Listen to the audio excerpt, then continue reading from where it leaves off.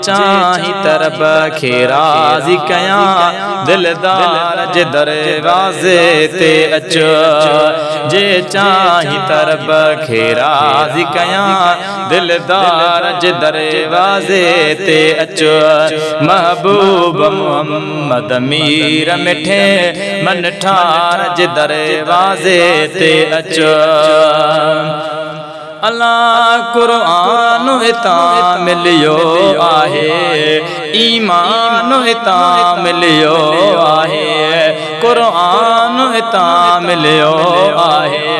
ईमान हितां मिलियो आहे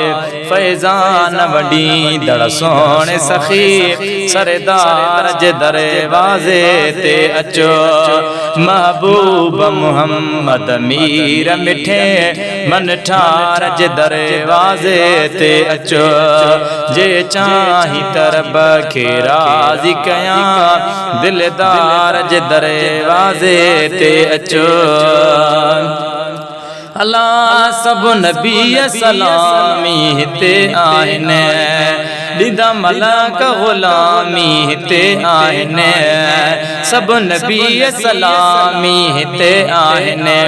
ॾींदा मलक ग़ुलामी हिते आहिनि उन आका अज़मत वारे अड़ियनि आदार जे दरवाज़े ते अचो महबूब मोहम्मद मीर मिठे मन ठार जे दरवाज़े ते अचो जे चाही तरब खे राज़ी कयां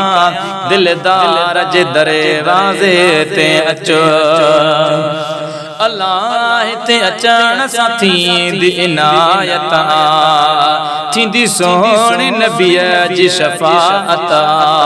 हिते अचण सां थींदी इनायत थींदी सोहणे नबीअ जी शफ़ाअत अल्लाह जे सभु नबियनि जे नबी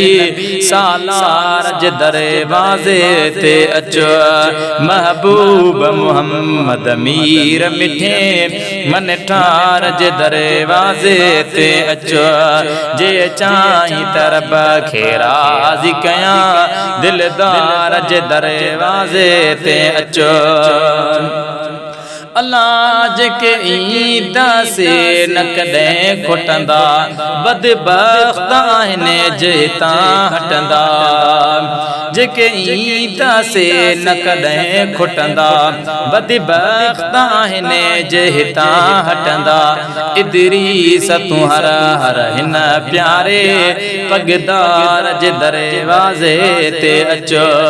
महबूब मोहम्मद मीर मिठे मन ठार जे दरवाज़े ते अचो जे चाही तरब खे राज़ी कयां दिलदार जे दरवाज़े ते अचो।